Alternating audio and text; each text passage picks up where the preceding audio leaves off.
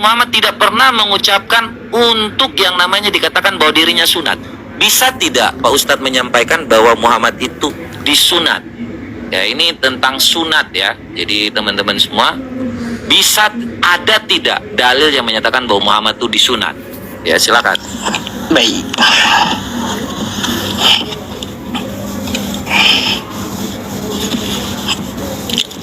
Bentar ya.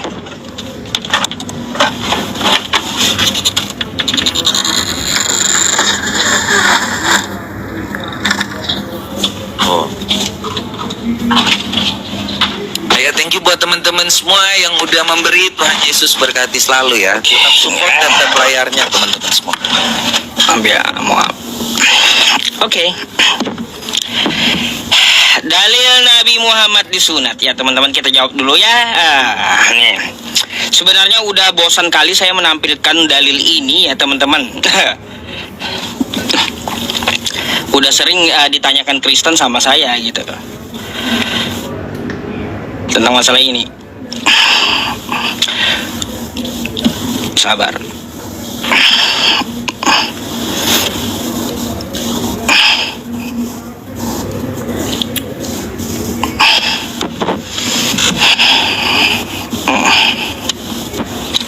Oke, ini ya teman-teman, saya akan menampilkan sebuah dalil ya yang berbunyi seperti apa nih. Sabar ya, saya cari dulu dalilnya. Nih.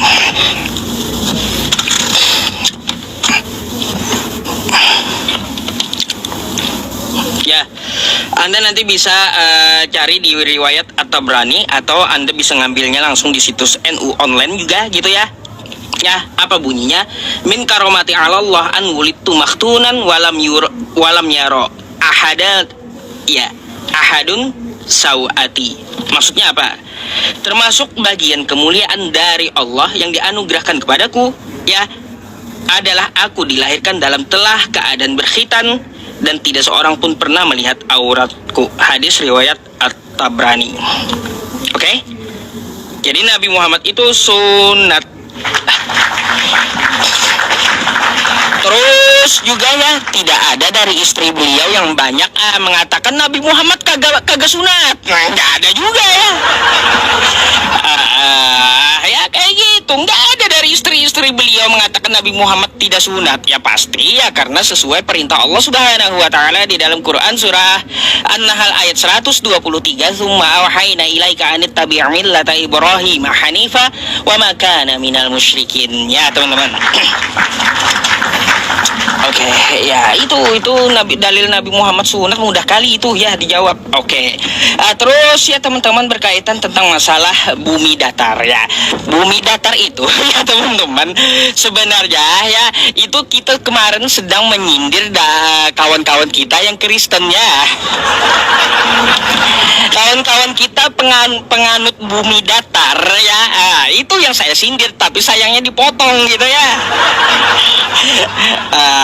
Gimana saya mengatakan bumi itu datar oleh Bible? Makanya tuh ya teman-temannya, sampai saya menyindir, jika bumi itu bulat maka air laut akan tumpah. Gimana caranya biar kagak tumpah? Datar aja, seperti yang dikatakan di Bible gitu ya. Ya. Tuh ya teman-teman, di sini bumi punya 4 penjuru bumi. Penjuru itu apa? Lihat di KBBI ada arah mata angin. Kalau dipaksakan arah mata angin bukan cuma 4 ya. Jadi penjuru ini sudut.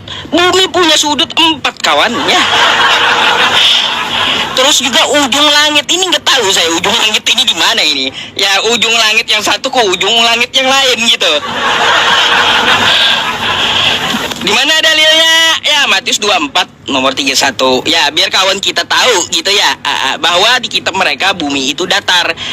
Katanya bumi itu bulat. Ya itu kitab Yahudi kawan, bukan kitab kau ya. Itu bukan kitab kau, itu kitab Yahudi mengatakan bumi bulat. Tapi tiba-tiba dibantah oleh Matius, bumi itu punya 4 sudut gitu ya. Itu maksudnya kemarin itu ya. Nah, teman-teman semuanya, saya mau bertanya ya, sesuai dengan tema aja. Tadi saya menanggapi aja sedikit. Pertanyaan saya begini loh ya. Kalaunya di kitab Anda itu mau diajarkan, lalu gimana caranya mengajarkan kalau kitab yang satu penulisnya berbeda dengan penulis yang lain gitu? Contoh nih ya, contoh kayak gini. Nih. Oh, baik. Saya ganti dulu pertanyaannya ya. Saya mau bertanya dulu tentang masalah Roh Kudus deh. Itu aja dulu. Ya, Roh Kudus ini apakah Tuhan atau bukan gitu? Itu dulu, karena pembahasan masalah Roh Kudus ini minim banget. Kalau saya berbicara dengan kawan-kawan Kristen, mereka sering nggak bahas Roh Kudus gitu. Saya mau tahu dulu, tolong jelaskan Roh Kudus itu apa gitu. Ya, itu dulu dah. Silakan.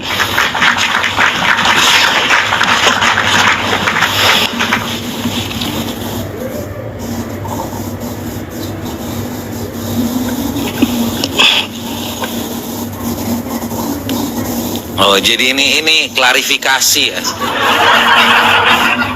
Terkait dengan pernyataan bumi datar hari ini diklarifikasi. Ya, jadi kalau tentang yang namanya jadi kalau tentang klarifikasi hari ini sudah membantah lagi ya, padahal terkait hal itu tuh dia pernah mengatakannya sendiri. Jadi udah keluar dari mulutnya sendiri, hari ini dibantah ya. Tapi kita jawab dulu dengan yang namanya Roh Kudus ya. Apakah itu adalah Tuhan? Nah, kita jawab di dalam Yohanes 4 ayat 26, tetapi 14 ayat 26 ya. Tetapi penghibur yaitu Roh Kudus yang akan diutus oleh Bapa dalam namaku, dialah yang akan mengajarkan segala sesuatu kepadamu dan akan mengingatkan kamu ya semua yang telah kukatakan kepadamu. Jadi Roh Kudus ini sebagai penuntun ya, sebagai pembimbing ya, berfungsinya memang sebagai penolong.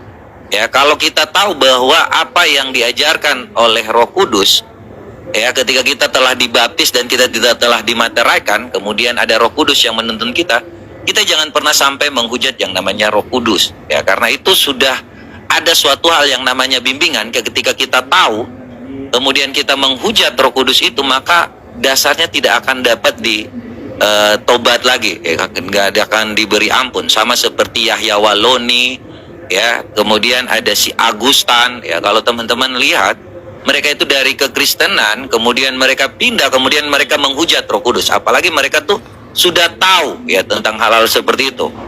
Nah, hal-hal ini yang memang diajarkan di dalam Kristen. Jadi jangan pernah ketika Anda sudah diajarkan yang baik ya, sebagai penuntun, Roh Kudus itu sebagai penuntun. Jadi dalam kekristenan itu Allah Bapa itu sebagai tujuan, Yesus sebagai jalan, dan Roh Kudus itu sebagai penuntun. Ya, ketika ada orang yang mendriver kita, ya, ketika waktu dia mengajarkan kita, masa kita mau melawan dia? Ya, apa yang ada? Ternyata kalau seandainya kita mau berseberangan dengan orang yang ada yang mengajarkan kepada kita, yang menjadi driver kita, tentu kita tidak akan selamat. Karena dia yang mengetahui, dia yang menuntun ke jalan yang benar. Jadi itulah yang namanya Roh Kudus. Tentu seperti yang kita sampaikan tadi, bahwa yang Tuhan Yesus katakan ya, kami punya Allah itu mempunyai firman dan roh ya. Jadi karena itu pergilah ya, dan jadikanlah semua bangsa muridku, dan baptislah mereka dalam nama Bapa, Anak, dan Roh Kudus. Jadi ini sudah jelas ya, Tuhan Yesus katakan Roh Kudus ini ketiganya yang esa, dan kami menyembah ketiganya yang esa.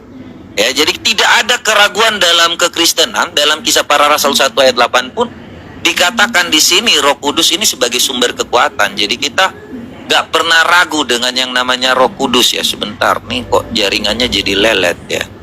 Kisah Para Rasul 1 ayat 28. Nah, jadi ini tentang Roh Kudus ya. Kalau teman-teman lihat di Kisah Para Rasul 1 ayat 28 ya, saya langsung bukain data aja ya. Duh, ini ayat 8 ya. Nih. Jadi ini tentang Roh Kudus ya, sebagai penuntun ya. Tetapi kamu akan menerima kuasa ya. Kalau Roh Kudus turun di atas kamu, dan kamu akan menjadi saksiku di Yerusalem, di seluruh Yudea dan di Samaria ya, dan sampai ujung bumi. Jadi itulah tentang Roh Kudus, teman-teman semua ya. Apa yang kalau kita dapatkan, itu yang kita jelaskan ya, tentang Roh Kudus. Dan kebenaran tentang firman Tuhan itu berasal dari Roh Kudus, karena Roh Kudus adalah penuntun. Nah, ini masih ya menyambungkan dengan yang tadi ya, terkait dengan yang disampaikan ini. Surat Tabarani itu ya, atau hadis-hadis Tabarani itu periwayatannya oleh siapa, Pak Ustadz? Ya, karena saya tidak pernah ya disampaikan. Tadi pertanyaan saya, apakah Muhammad pernah mengakui bahwa dia itu adalah pernah disunat? Ya, kalau Anda sampaikan, itu dasarnya dari siapa? Apakah Muhammad yang pernah berkata bahwa dia disunat di dalam perut, Pak Ustadz? Ya, karena kalau Ibrahim itu disunatnya dengan kapak di umur 80 tahun. Tolong Pak ya, saya minta dalilnya bahwa Muhammad itu mengatakan dirinya disunat, sehingga kalian ini disunat juga. Itu aja, yang simpel-simpel aja. Silakan. Baik. Jadi saya tidak akan mengulang-ulang pertanyaan ya teman-teman. Tadi udah dijelaskan. Kita akan menyambungkan pertanyaan aja biar teredukasi semuanya. Baik teman-teman, kita penuhi dulu tuntutannya ya. Hadis riwayat Tabarani.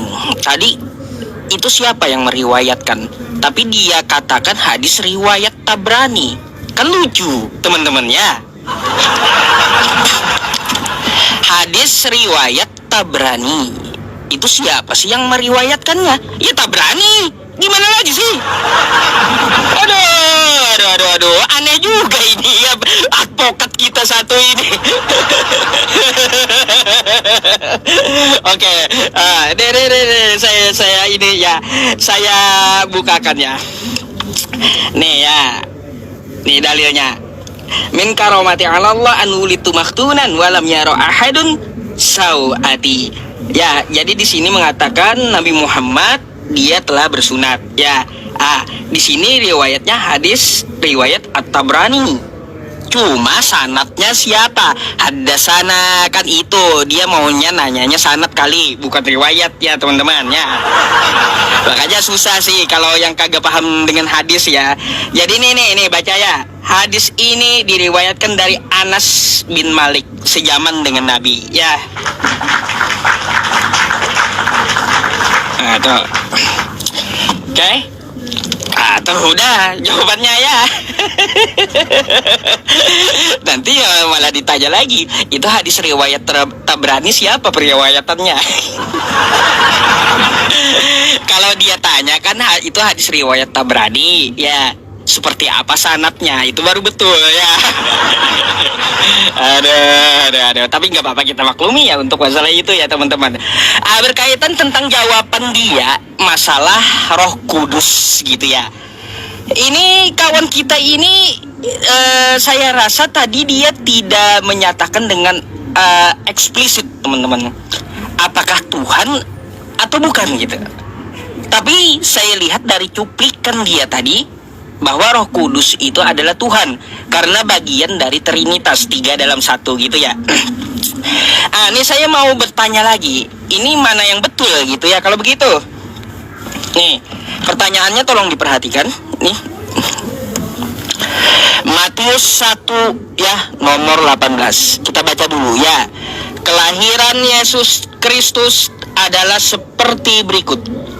Pada waktu Maria ibunya bertunangan dengan Yusuf, ia mengandung dari Roh Kudus ya. Roh Kudus. Sebelum mereka hidup sebagai suami istri. Oke? Jadi ini ceritanya dari Tuhan, kan kayak gitu ya. Nah, siapa itu Roh Kudus? Makanya saya tanyakan, kan kayak gitu. Kalau di sini ya teman-teman semuanya, nih Lukas 1 ayat 26, kita baca. Dalam bulan yang ke-6 Allah menyuruh malaikat Gabriel. Jadi Roh Kudus itu malaikat atau Tuhan gitu ya. Makanya saya bingung. Saya tanyakan Roh Kudus itu apa?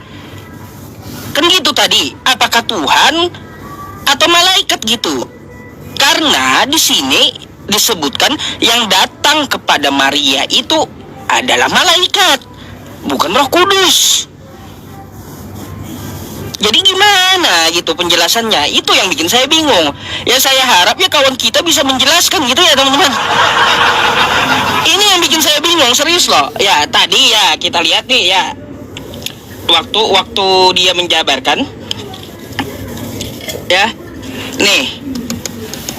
Karena dari Roh Kudus kan gitu. Ia melahirkan anak laki-laki yang namanya Yesus. Dia mengandung dari Roh Kudus kan gitu. Oke. Nih ya, malaikat yang datang kepada Maria itu malaikat ya, malaikat. Apakah Roh Kudus adalah malaikat ini atau Roh Kudus itu Tuhan? Yang mana sih? Bingung saya di sini teman-teman, serius bingung saya. Makanya saya minta penjelasan aja kayak gimana gitu. Apa itu Roh Kudus? Tadi katanya Tuhan, termasuk dari 3 Trinitas ya. 3 dalam 1. Tapi di sini dinyatakan Roh Kudus yang datang kepada Maria itu malaikat Gabriel. Sebenarnya malaikat atau Tuhan sih Roh Kudus itu? Tolong diperjelas, silakan. Itu ayat berapa tuh? Lebih tendensiusnya ke ayat berapa? Anda mau pakai Matius berapa? Matius berapa? Kalau yang perkataan Gabriel kepada ini. Perkataan Gabriel dengan Maria, Matius 1 kan itu? Iya, Matius 1 ayat berapa yang Anda tendensiusnya guys itu? Nih, sebentar ya.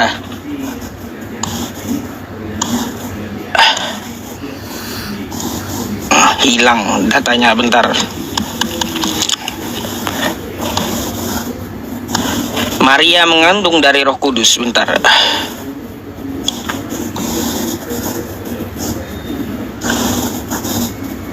Nih, Matius 1 nomor 18.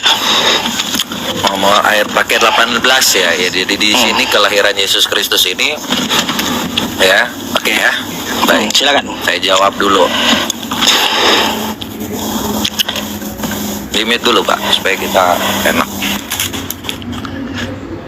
Jadi kalau di sini jelas ya, kalau tentang pertanyaannya kita tahu bahwa malaikat itu berbeda dengan yang namanya Roh Kudus, Pak. Ya, jadi kita nggak sama dengan Anda bahwa Roh Kudus itu dikatakan sebagai Gabriel. Tidak pernah ada dalam kekristenan itu Gabriel atau malaikat itu disebut Roh Kudus. Ya, di sini dengan jelas ya, kalau ketika waktu Tuhan Yesus dibaptis dikatakan bahwa sesudah Yesus dibaptis, Yesus keluar daripada air itu, dan pada waktu itu juga langit terbuka dan melihat Roh Allah seperti burung merpati turun di atasnya. Lalu terdengar suara dari surga mengatakan, inilah anak yang kukasihi, kepadanya aku berkenan. Jadi inilah ketiganya yang esa ketika waktu Tuhan Yesus dibaptis. Inilah keteritunggalan yang kami tahu. Dan Gabriel itu bukanlah atau malaikat itu bukanlah roh, ya, bukanlah Roh Kudus. Tidak pernah ada orang Kristen mengatakan bahwa Gabriel itu seperti kalian. Karena kalian memang tidak mengerti tentang yang namanya Roh Kudus. Karena Allahmu sendiri juga mengatakan di dalam surah Al-Isra ayat 85, ya. Kalau teman-teman tahu ya, makanya teman-teman muslim ini gak pernah diajarkan tentang roh. Dan mereka bertanya kepada Muhammad tentang ruh, katakanlah, itu tidak termasuk urusan Tuhanku. Sedangkan kamu diberi pengetahuan hanya sedikit. Jadi kalau tentang ruh, Anda memang tidak diberikan pengetahuan apa-apa. Karena di dalam keislaman tidak tahu apa itu ruh. Ya, bahkan ada dalil yang lain saya belum sebutkan ya. Saya belum tahu di mana ada yang dikatakan bahwa Roh Al-Quds itu adalah Jibril. Kami tidak memahaminya seperti itu. Karena pada mulanya Roh Allah itu melayang-layang. Ya, jadi semua orang tahu bahwa Roh Allah itu ada, firman dan roh. Sedangkan hanya di dalam keislaman saja yang mengenal, yang tidak mengenal yang namanya roh. Tidak pernah diajarkan. Jadi kalau teman-teman semua ini berbeda dengan kitab orang Kristen. Kalau kita baca dalam Kejadian 1 ayat 1 saja, mereka sudah bertentangan dengan yang namanya sejarah bangsa Israel. Pada mulanya Allah menciptakan langit dan bumi. Bumi itu gelap gulita dan roh Allah. Sedangkan Tuhannya Islam tidak tahu tentang roh. Tidak bisa menjelaskan tentang roh. Makanya ini beda Allah. Tapi mereka terus ingin disama-samakan seperti yang tadi saya katakan, bahwa yang dikatakan Muhammad ini mengikuti yang namanya, mereka ini mau disama-samakan hanya dengan dasarnya khitan atau sunat. Padahal tidak pernah ada dalam sejarahnya Muhammad mengakui bahwa dirinya itu disunat. Ya, kalau kita lihat ya, apa yang ada dengan kapak, contohnya nih ya, Ibrahim itu dikatanya disunat dengan kapak. Sebentar ya, supaya kita buka dalilnya. Terus tiba-tiba Muhammad ini tidak pernah memberitahu bahwa dirinya disunat. Tidak pernah ada sejarah Muhammad ini disunat. Itu adalah karangan-karangan manusia. Dan saya tidak pernah mendengar bahwa Muhammad itu disunat. Ya, keluar dari mulut Muhammad sendiri disunat.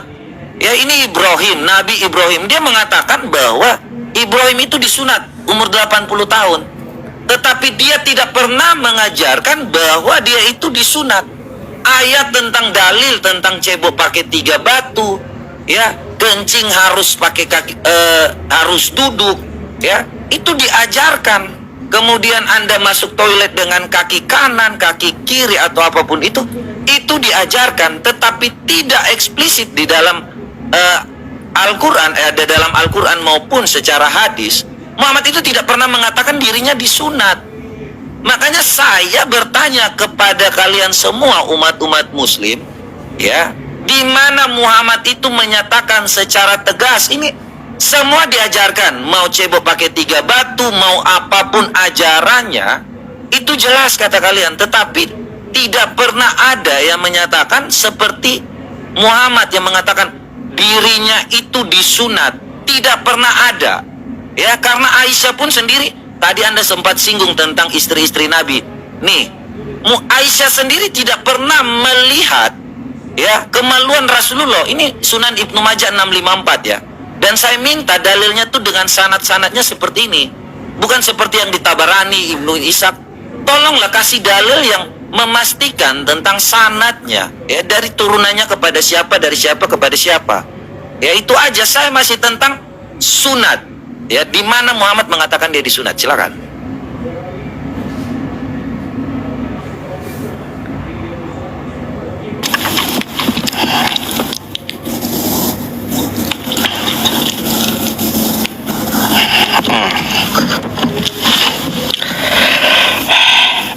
Oke, bentar.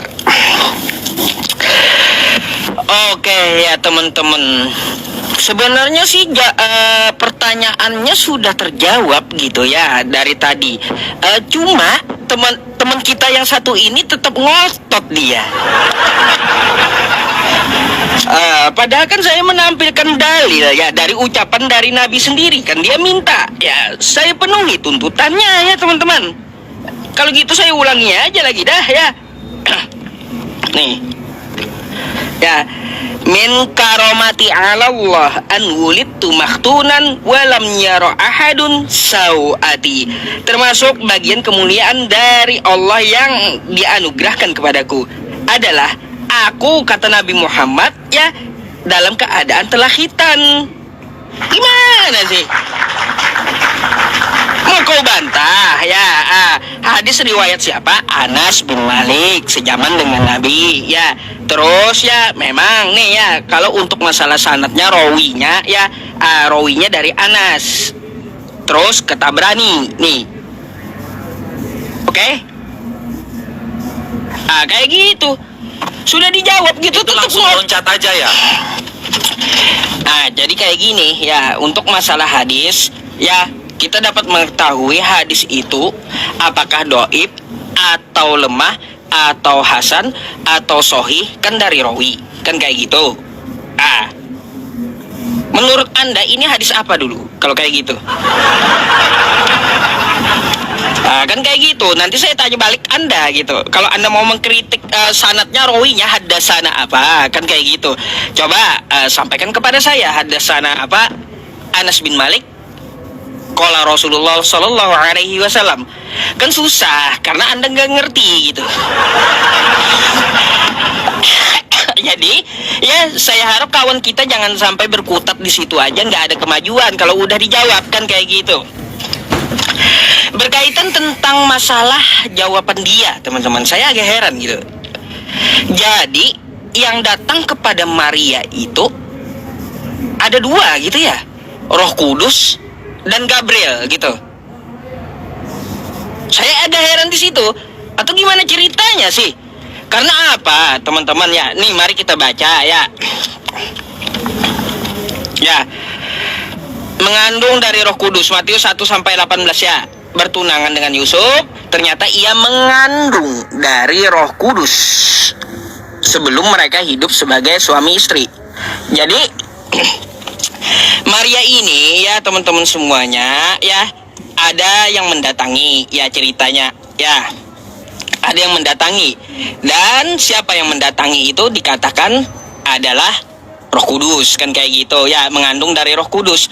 Tapi di Lukas ya teman-teman nih, Lukas 126 ini ya, di sini Allah menyuruh malaikat Gabriel pergi ke sebuah kota di Galilea ya bernama Nazaret. Terus kepada seorang perawan yang bertunangan dengan seorang bernama Yusuf, keluarga Daud. Nama perawan itu Maria. Kayak gimana sih? Iya, jadi ini malaikat. Ketika malaikat itu masuk ke rumah Maria, ia berkata, jadi Roh Kudus itu siapa? Katanya beda. Lalu gimana ceritanya? Gimana ceritanya Roh Kudus beda dengan malaikat ini? Apakah yang datang kepada Maria itu banyak gitu? Saya agak heran dan bingung di situ, saya nggak ngertinya. Terus satu pertanyaan juga, jika ya kitab Anda ini bisa dan dapat diajarkan kepada semua orang, banyak kok ya kontradiksi di kitab Anda ini. Entah apa juga atau salah tulis, saya nggak ngerti. Dan tolong nih, pertanyaan saya nambah satu masalahnya. Ya, coba perhatikan di sini. Ya, di kitab Anda nih ya, Alkitab Sabda. Ya. Ezra 2 nomor 5. Oke? TB. Bani Arah 775 orang. Ingat, 775 ya. 775. Ezra 2. Oke? Coba kalau kita lihat di kitab yang satunya ya, Nehemia 10, Nehemia 7 nomor 10. Bani Arah 652. Ini mana yang betul sih? Bani Arah itu apakah 652 atau 775 sih? Yang mana yang mau diajarkan gitu? Karena kedua-duanya beda, silakan.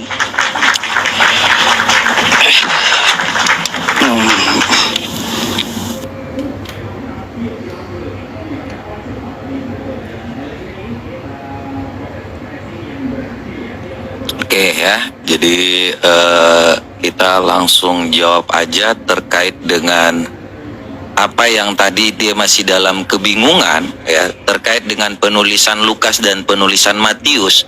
Siapa yang sebenarnya datang kepada Maria? Jadi penyampaian itu jelas, yaitu dari Gabriel, ya, dari malaikat Tuhan kepada Maria, ya. Secara penulisan, ya, jadi orang Kristen itu tahu dengan seksama ya, bahwa apa yang mereka tulis tentang firman yang hidup itu, ini dalam 1 Yohanes ayat 1 ya. Ya, jadi buat teman-teman semua, ini dari sudut pandang, justru kesaksian orang itu harus seperti itu teman-teman. Ya, kalau kita mengenal dengan yang namanya kesaksian, mereka itu melihat dari sudut pandang mereka, menceritakan dari sudut pandang mereka. ya, Anda melihat angka 69 dari sisi kanan, sisi kiri, tentu akan yang namanya berbeda sudut pandang, tetapi tidak kontradiksi. Ya, itu cara berpikir orang Kristen. Makanya tidak pernah ada dalam sejarah kekristenan satu kitab dengan kitab yang lain itu bertentangan. Apa yang ini ya, 1 Yohanes ayat 1, apa yang telah sejak semula yang telah kami dengar, yang telah kami lihat dengan mata kami, yang telah kami saksikan dengan yang telah kami saksikan dan yang telah kami raba dengan tangan kami tentang firman yang hidup, itulah yang kami tuliskan.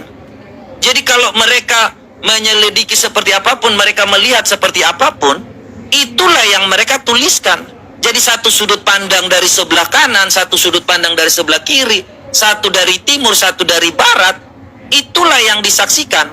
Ya, makanya dari situ diambil kesimpulan kemudian dituliskan. Apakah itu bertentangan dengan fakta sejarah? Tidak pernah ada seperti yang Anda tuliskan dari yang tadi kitab Esra. Ya, saya tidak tendensius tentang menghitung sekarang. Ya, karena kalau kita ngomong hanya tentang berhitung, tentang Bani Arak ini, ya nanti kita terlalu tendensius tentang yang namanya manuskrip, ya, atau kitab yang ada dalam kitab Esra dengan kitab Nehemia itu. Ya, jadi itu nanti kita bisa lebih dalam ke arah situ. Tetapi yang kita fokuskan tentang apa yang diajarkan oleh Muhammad dan yang namanya ajaran Islam dan Kristen. Makanya saya jelas-jelas di sini masih ketika waktu Anda mengatakan bahwa tentang yang namanya, kita ini tahu ya, gak ada hadis yang seperti itu. Masa hadis itu langsung loncat? Ini contoh lah ya, dalam Sunan Abu Daud 35. Ini contoh teman-teman. Ya, dari ini periwayatannya itu adalah Abu Daud, ya kan? Nah, kita nih orang udah zaman internet, sanad-sanadnya ini harus jelas. Tabarani tiba-tiba dari siapa ke siapa langsung ke Tabarani saja. Itu namanya palsu. Itu namanya buatan manusia. Anda kalau belajar, Anda ini ustadz, tapi Anda berbohong kepada diri Anda sendiri tentang loncat-loncat dari siapa yang menceritakan, telah menceritakan dari kami kepada Ibnu Asyik, telah menceritakan kepada kami dari Yahya. Jadi saya ini tahu tentang pengetahuan tentang bagaimana sanad-sanadnya, dan kita bisa melihat dari sini. Makanya tidak pernah ada ini kita bisa tahu ya, sanad-sanadnya, turunan-turunannya ini kepada siapa. Jadi jangan berdusta kalau Muhammad itu dikatakan dia yang mengatakan, omong kosong Muhammad pernah mengakuinya. Itu tidak benar teman-teman. Tiba-tiba langsung turun ke Tabarani ini, dalilnya itu palsu. Tidak ada dari Ibnu Ishaq langsung turun kepada dia. Tidak ada, itu dari siapa, hidup dengan siapa, tidak pernah diketahui. Ya, jadi kalau Anda juga jangan berdusta lah kepada teman-teman semua. Masa Anda memakai dalil langsung loncat dari yang namanya Abu Daud, dari Abdullah bin Mas'ud langsung kepada Abu Daud? Ya, itu ceritanya dari mana? Makanya kalau memang tidak ada, sudahlah. Kita tidak akan melanjutkan pertanyaan itu ya, terkait karena mereka sudah tidak tahu lagi. Muhammad ini tidak pernah mengatakannya, karena hanya menyampaikan satu dalil saja. Nah, yang menjadi pertanyaan saya selanjutnya, ini satu pertanyaan barulah ya, karena Anda tidak bisa menjawab dengan yang namanya ajaran sunat itu. Muhammad tidak pernah mengajarkan. Saya ingin tahu ya, apakah di dalam Islam itu termasuk ajaran jin juga diajarkan ya? Jadi bukan hanya Allahmu ya, tentang hukum-hukumnya. Karena ini ya, kalau kita melihat dalam Sunan Abu Daud 35 ini ya, bangsa jin telah datang utusan kepada bangsa jin ya, wahai Muhammad, laranglah umatmu bersetinja dengan tulang kotoran ya, tulang apalagi nih, kotoran binatang, arang ya, karena itu rezeki bagi mereka. Pertanyaan saya mudah ya, apakah di dalam keislaman itu termasuk ada larangan dari bangsa jin atau bangsa-bangsa lain selain Allah? Ya silakan, itu aja. Ya, ini tentang ajaran fokusnya ya, teman-teman semua.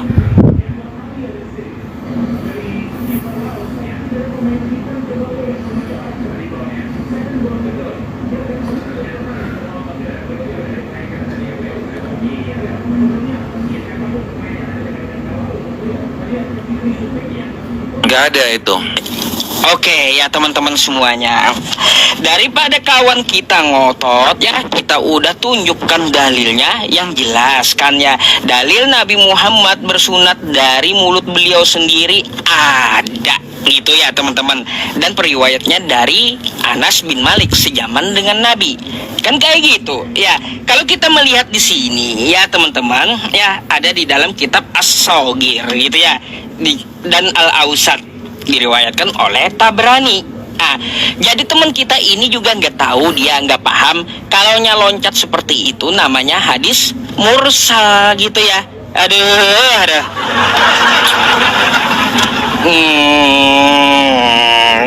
Gimana? Kau coba-coba mengkritik hadis tapi kau kagak tahu hadis gitu. Kayak gimana kawan kita ini ya. Jadi saya bingung teman-teman menjelaskannya. Mau dijelaskan orangnya nggak paham juga masalahnya.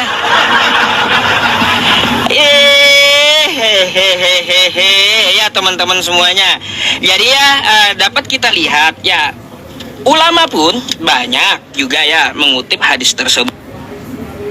Tuh ya, Qayyim rahimahumullah dalam kitab Jadul Al-Ma'ad juz 1 halaman 18 dan kitab Fatwa Lajnah Daimah ya, banyak gitu ya. Dah pusing saya kalau sudah ke kitab para ulama ya, dikajinya ya. Saya malas banget dengan Kristen karena mereka nggak bisa baca kitab teman-teman.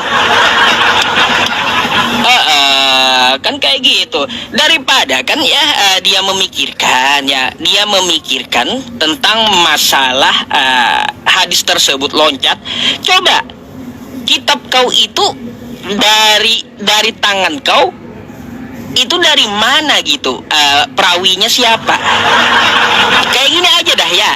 Tuh ya, Paulus ada meriwayatkan beberapa tulisan. Ya, tersambung nggak ke Yesus? Hah? Coba, lebih baik kau pikir itu kan kayak gitu. Ya, dari Yesus turun ke Matius, turun lagi ke siapa sampai ke Paulus. Ayo. Nggak jelas ya teman-teman. Susah-susah gitu mikirin hadis itu yang satu itu ya, karena terjawab. Lebih baik dipikirkan aja ya, dipikirkan aja dari mana tuh sanadnya Paulus, siapa perawinya Paulus sampai Yesus gitu. Ada ya teman-teman, betul gak kata saya ya. Nah terus ya teman-teman semuanya, berkaitan tentang masalah jawaban dia tentang masalah kontradiksi. Saya tidak mengambil hal itu ya. Yang kita bahas ini ajaran. Loh, ini kan tertera di kitab Anda. Kitab Anda ini kan diajarkan ya kayak gitu. Ketika Anda mau mengajarkan kitab Anda, kalau tulisannya dua kayak gitu beda, mau yang mana kita ajarkan? Yang satu bilang 775, yang satu bilang 652. Yang satu bilang Tuhan, yang satu bilang malaikat. Mana yang mau kita ajarkan? Makanya ini yang perlu saya pertanyakan dulu sebelum kalian ajarkan ke jemaat Kristen gitu. Saya pertanyakan dulu isi kitabnya seperti apa. Udah baguskah? Udah gimana gitu biar bisa diajarkan kepada jemaat kah? Atau belumkah? Coba bayangkan teman-teman, coba kita pikir. Kalau ada dua ya, ada dua, satu bilang 775, satu bilang 652. Mana yang mau kita ajarkan ke murid kita? Yang satu bilang Tuhan, yang satu bilang malaikat. Yang mana mau kita sampaikan ke murid kita? Ayo. Terus di sini saya mau nambah pertanyaan lagi ya. Saya kebanyakan bingungnya gitu ya. Kebanyakan bingungnya nih ya teman-teman. Saya mau tanya lagi nih. Nih Bang, ya perhatikan ya. 2 Raja-Raja 826. Ia berumur 42 tahun waktu jadi raja. Ya, dan setahun lamanya ia memerintah di Yerusalem. Nama ibunya Atalia, cucu Omri Raja Israel. Di sini siapa? 42 tahun ya. Berumur 22 tahun ya, 22 tahun. Umur Ahasia pada masa itu 22 tahun, ya. Nah, kalau kita lihat di kitab lainnya, saya minta waktu sedikit ya. Boleh?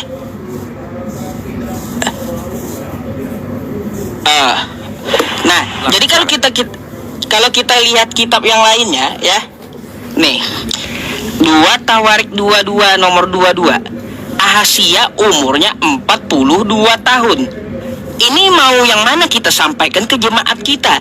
Apakah yang Ahazia umur 42 atau Ahazia yang umur 22 gitu loh. Kalau saya sebagai guru bingung, saya mau menyampaikan yang mana kepada murid saya. Apakah yang 22 tahun atau yang 42 tahun? Nah gitu, silakan dijawab.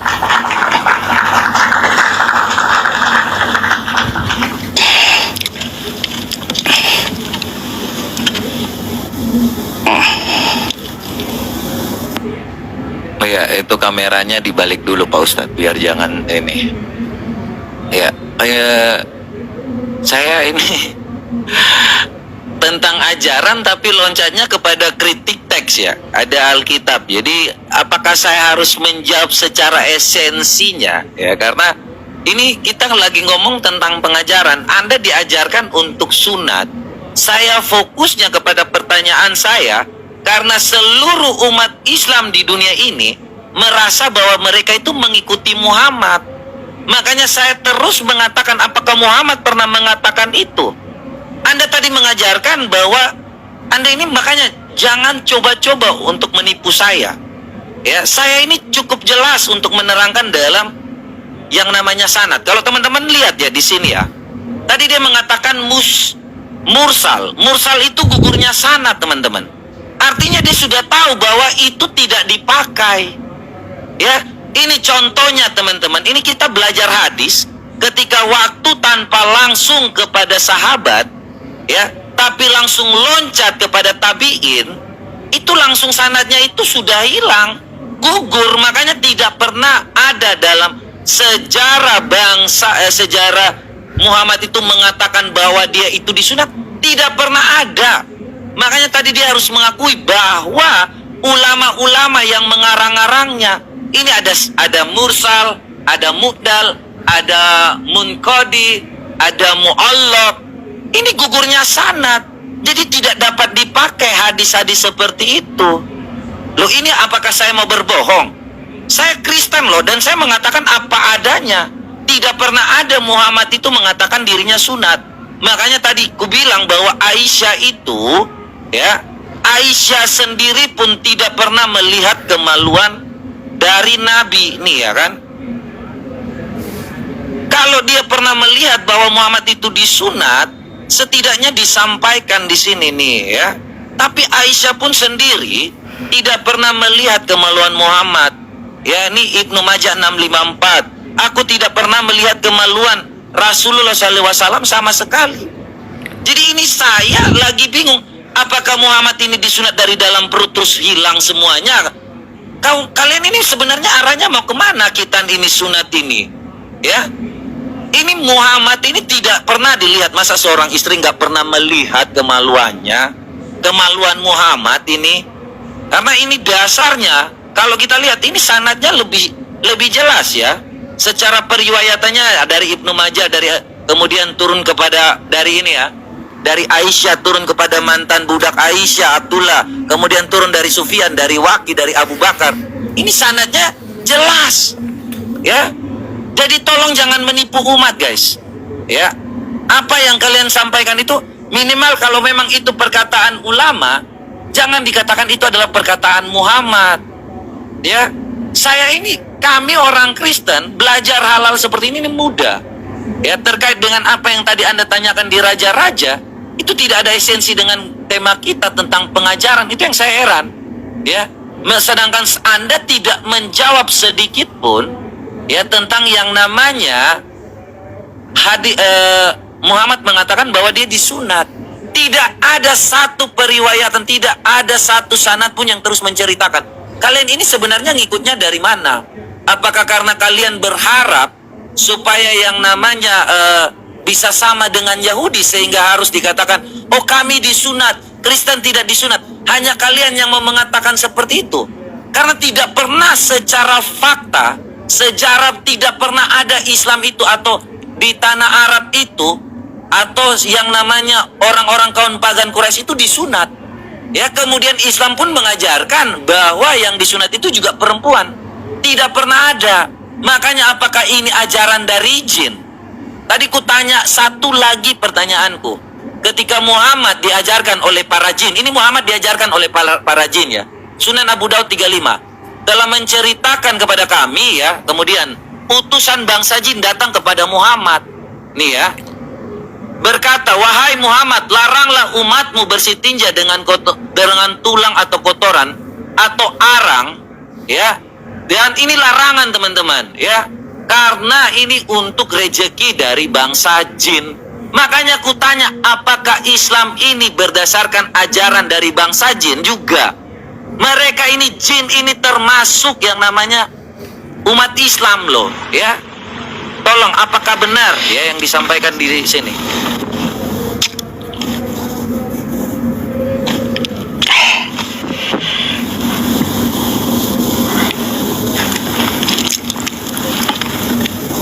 Sabar.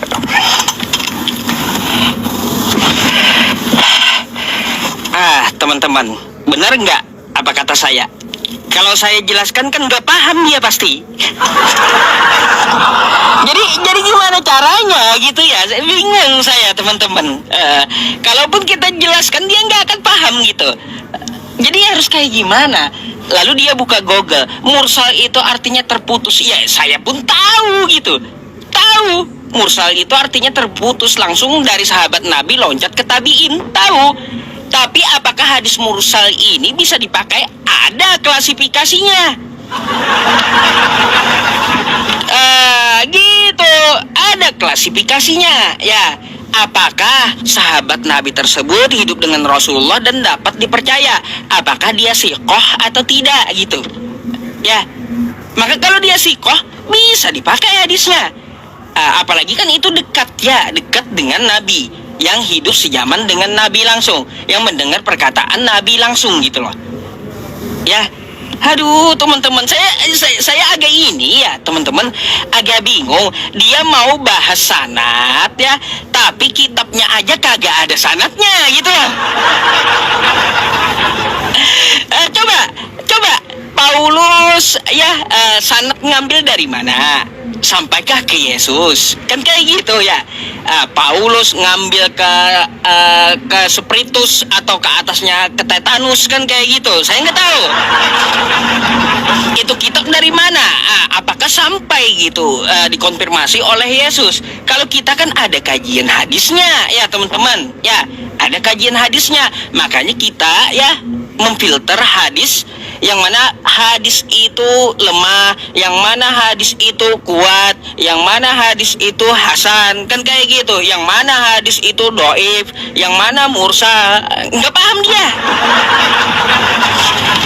Jadi yang tadi, dalil tadi tetap dipakai gitu, karena dia berkesinambungan dengan hadis yang lain, berkesinambungan juga dengan Al-Quran. Ya, hadis yang lain apa? Kau sendiri yang bawa hadisnya. Bahwa Nabi Ibrahim itu berkhitan di umur 80 tahun. Terus ada juga perintah untuk mengikuti milah Abraham. Maka dari itu ya, hadis tadi saya sampaikan kepada Anda. Itu omongan dari Nabi Muhammad. Diriwayatkan oleh sahabatnya Anas bin Malik mursal ke At-Tabrani. Apakah Anas bin Malik siqoh? Dapat dipercaya? Dapat. Kayak gimana sih? Mungkin dia perkataan saya aja nggak ngerti nanti ya teman-teman. Tiba-tiba ngotot pula ditunjukin dia ya. Itulah masalahnya teman-teman, saya agak sakit kepala masalahnya menjelaskan dengan kawan-kawan Kristen ini, karena mereka nggak ngerti gitu. Nggak ngerti masalahnya bagaimana sistemnya pengumpulan hadis tersebut gitu ya. Nah, berkaitan tentang masalah apa ya, pertanyaan saya, Ahasia umur 22 atau 42, mau mana yang kita sampaikan di perjanjian lama itu? Nggak dijawab juga.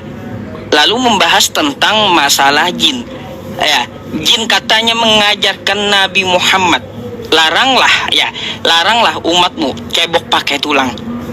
Kan kayak gitu. Betul kan yang dia sampaikan tadi ya teman-teman? Sampai ke situ dia mikir ya, tapi kagak mau mikir kitabnya. Gajah di pelupuk mata kagak kelihatan, semut di seberang lautan itu kelihatan teman-teman. Kayak gimana itu? Kan kayak gitu. Oke. Kenapa speaker kenapa? Capek saya teman-teman ya.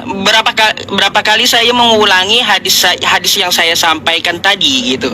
Ya, coba tolong dijawab dulu ya. Gimana sih maunya kita menyampaikan kalaunya ada dua penulis yang berbeda dari kitab Anda? Mana yang mau kita sampaikan kepada jemaat kita? Karena kedua-duanya itu beda gitu loh. Apa yang mau kita ajarkan? Dan coba kalau kitab Anda itu jelas ya, seperti hadis tadi ya, coba jabarkan kepada saya Paulus bin siapa ya, terus juga Paulus ini ngambil tulisan dari mana ya, siapa saksinya kehidupannya kayak gimana, kan kayak gitu. Gitulah. Coba tolong dijawab dulu mana yang perlu kita sampaikan, apakah 42 atau 22, karena berbeda gitu.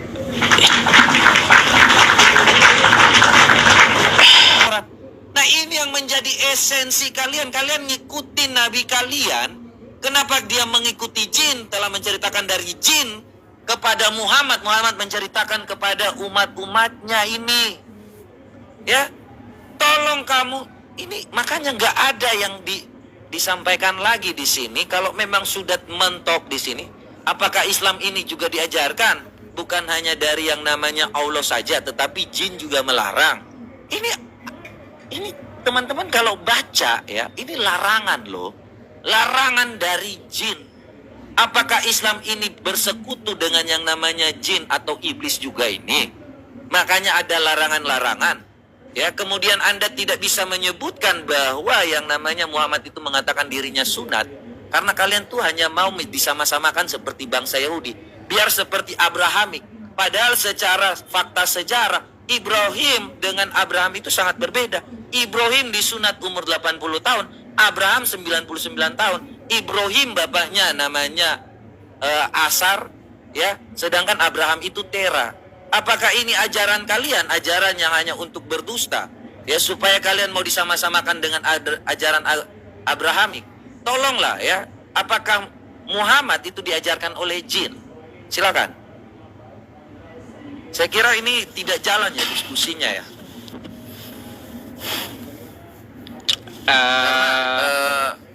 Gimana? Jujur Pak Ustadz. Jadi ya orang lah menilai, bukan ente yang nilai. Gimana sih? Ya. Biar orang menilai, kita kan hanya perang data gitu. Silakan mereka berpikir gitu, mempelajari. Baik. Jadi ini mau gimana? Mau lanjut atau gimana? Atau tadi kan ente duluan, berarti saya tanggapi dulu, habis itu closing. Langsung. Oke. Ya, oke, silakan. Oke. Iya, teman-teman semuanya ya, tentang masalah sanad ya, katanya dia ngambil dari kesaksian, penyelidikan, info ya itulah namanya, tolong disebutkan dari siapa dan siapa, kan gitu. Karena kan Anda juga meminta tadi, katanya itu mursal, putus katanya kan, ya putus ya, dari sahabat Nabi langsung ke tabiin, mursal katanya, kayak gitu kan.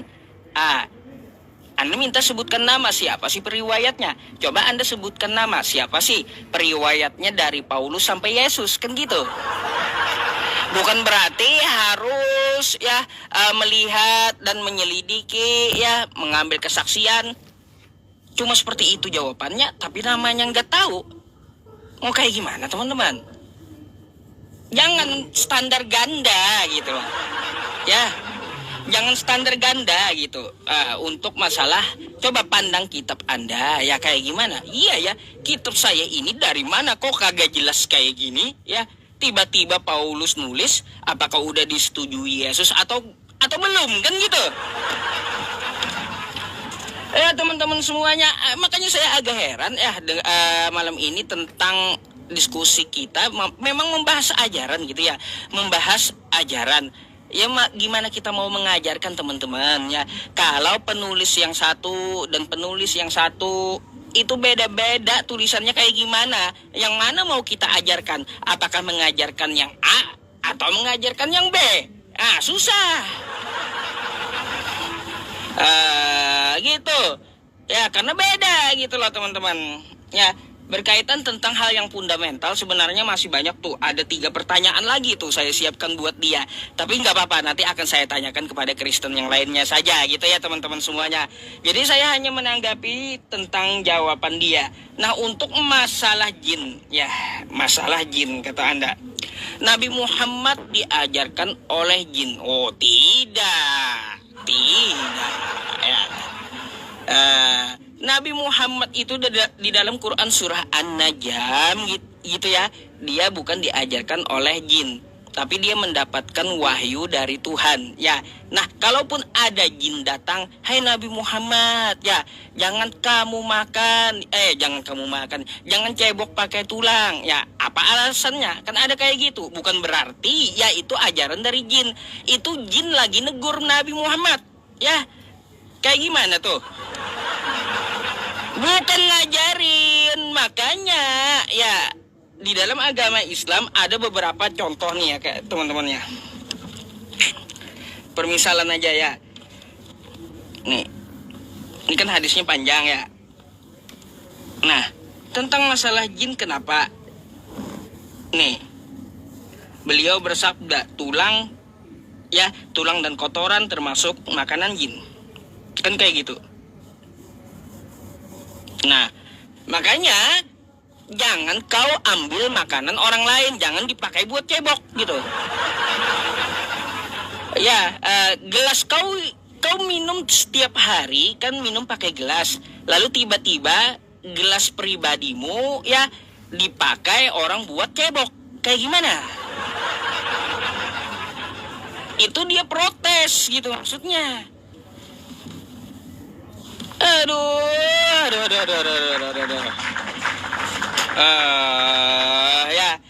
Bukan berarti jin itu mengajarkan, bukan. Sudah jelas ya teman-teman. Saya sampai menganalogikan, kalau Anda punya sendok ya, atau yang tepat aja lah analoginya kayak gitu ya. Kayak gimana, gelas gitu yang Anda pakai ya buat minum. Habis itu dipakai orang pula buat cebok. Mau nggak kamu gitu? Kan kayak gitu dalilnya ada, jelas ya tuh. Udah, makanya Nabi Muhammad itu ya bukan cuma di alam manusia ya, di alam manapun dia mengetahui, karena dia mendapat firman dari Allah Subhanahu wa taala yang Maha Pencipta langit dan bumi dan seluruh alam gitu. Nah gitu teman-teman maksudnya. Ya tentang masalah, bukan berarti Nabi Muhammad diajarin jin. Wah, kacau. Di situ nggak ada Nabi Muhammad diajari jin. Ya, Nabi Muhammad itu in huwa illa wahyu yuha. Nabi Muhammad itu menyampaikan wahyu. Ya, terima kasih. Saya closing ya teman-teman semuanya.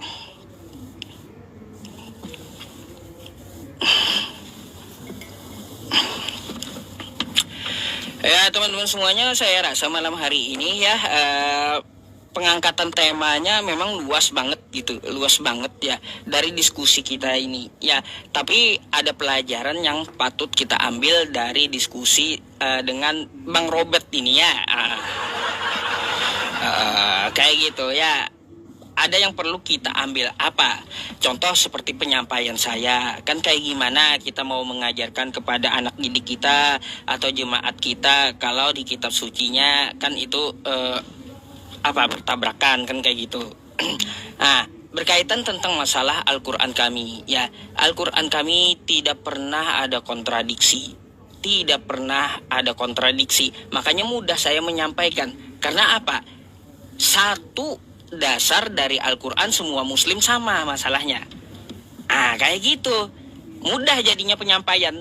Kalau di dalam Al-Quran beda-beda juga, pusing saya mau sampaikan yang mana kepada jemaat saya, kan kayak gitu. Ya, jadi sempurnalah kalimat Allah Subhanahu wa taala ya teman-teman semuanya, wa tammat kalimatu rabbika sidqan wa adla la mubaddila li kalimatih wa huwas samiul alim. Telah sempurna kalimat Tuhanmu, firman Tuhanmu yang mengandung kebenaran dan keadilan. Ya, tidak akan ada yang dapat mengubah Al-Qur'an ini. Dia Maha mengetahui. Kayak gitu. Makanya kan Al-Quran kita kalau diubah satu huruf saja, ya cetakannya salah, ributnya satu dunia. Padahal satu huruf Quran aja yang salah cetak, ributnya seluruh dunia. Itu artinya apa? Menandakan bahwa kitab itu sangat terjaga gitu. Ya teman-teman.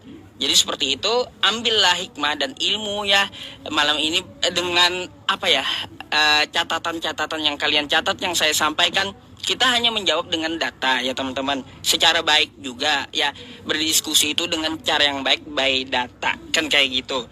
Nah makanya saya menampilkan jawaban saya pakai data. Yang jelas kan kita bahas datanya juga, isinya seperti apa kan kayak gitu. Itu top sih ya. Saya suka diskusi kayak gitu. Tapi kalau diskusinya modal bacot ya, itu juga saya nggak suka teman-temannya. Jadi seperti itu, hal yang baik dipetik dari diskusi ini. Teman-teman semuanya, di closing dengan Bang Robert ini ya, kita hanya menyampaikan saja ya, apa yang kita sampaikan itu pasti tidak akan diterima oleh dia gitu ya, tidak diterima. Tapi setidaknya kewajiban kita sudah selesai untuk mempertanggungjawabkan dan harus dijawab kan kayak gitu. Bagaimana di dalam ajaran agama Islam. Jadi seperti itu.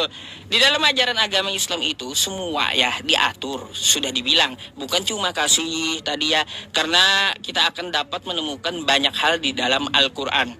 Contoh tentang masalah sains. Nah, tuh sains ada kan di dalam Quran. Ada. Contohnya ketika dua air laut bertemu, mereka tidak akan bercampur. Kan kayak gitu. Itu udah dikatakan oleh Al-Quran ya teman-teman semuanya. Sudah dikatakan di dalam Quran surah Ar-Rahman. Jadi nggak mungkin Al-Quran itu ya dari perkataan Nabi. Karena Nabi kagak pernah ke tengah laut kan gitu. Jadi ya teman-teman, Al-Quran itu murni firman Allah Subhanahu wa ta'ala, terjaga gitu ya. Mari kita tingkatkan ketakwaan ya dalam agama Islam itu ya teman-teman semuanya. Ajarannya banyak ya, tapi sebaik mungkin kita tawadu dan berusaha untuk bertakwa kepada Allah Subhanahu wa ta'ala. Jadi seperti itu ajaran Islam itu, berserah diri, pasrah diri kepada Sang Maha Pencipta, yaitu Allah Subhanahu wa ta'ala ya teman-teman. Itu yang saya maksud ya di dalam inti pengajaran agama Islam gitu. Oke? Ya, jadi seperti itu aja penyampaian saya teman-teman di closing statement ini ya. Mungkin 20 detik lagi kita akan berikan waktu 5 menit untuk kawan kita closing statement juga. Ya, jadi seperti itu. Terima kasih. Oke, thank you buat Pak Ustadz ya, yang udah menyampaikan, Ustadz Yusuf PI yang terkenal ya, paling banyak followersnya untuk mengajarkan Islam nih Pak Ustadz Yusuf PI ya. Jadi kita juga, saya menghormati apa yang beliau sampaikan ya. Kita tetap menerima saja ya, tetapi ya di sini kita langsung aja ya untuk menjawab hal-hal seperti ini ya. Saya coba untuk mengutip dalam Matius 5 ayat 37 teman-teman semua. Ya, jadi orang Kristen itu mengajarkan apa? Jika iya, hendaklah kamu katakan iya. Jika tidak, hendaklah kamu katakan tidak. Apa yang lebih daripada itu berasal daripada si jahat. Ya. Jadi orang Kristen ini mengajarkan kepada Tuhan ini mengajarkan kepada kita semua untuk suatu hal yang namanya kebenaran. Dan kita di sini tidak datang untuk menipu. Karena kita bukan adalah iblis, ya. Jadi saya tendensiusnya apa yang saya sampaikan itu setidaknya berguna bagi teman-teman semua, ya, untuk mempelajari segala sesuatu itu dengan jujur. Dengan kita jujur kepada teman-teman semua, teman-teman akan lebih baik lagi hari ini. Ya, mari kita semua mencerdaskan kehidupan bangsa ini dengan kejujuran. Jadi jangan ada dusta di antara kita, teman-teman. Saya berharap kepada semua yang mendengar ini, mulailah belajar untuk, ya, yang namanya kejujuran. Kejujuran itu paling penting, ya. Karena kejujuran itu menimbulkan kecerdasan dan kepintaran. Ya, tidak ada lagi di dunia ini kalau seandainya Anda